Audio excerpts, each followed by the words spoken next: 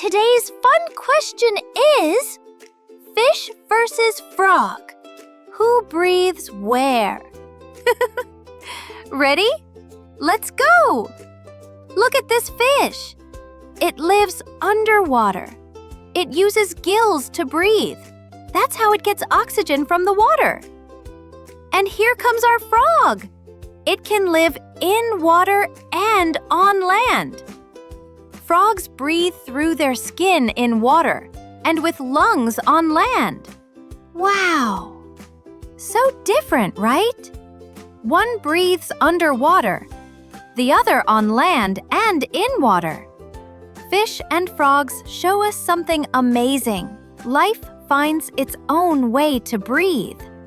Even if we live in different places, we all have an important role in nature. Learning English and exploring nature is fun with me, Princess Milay. See you in the next adventure!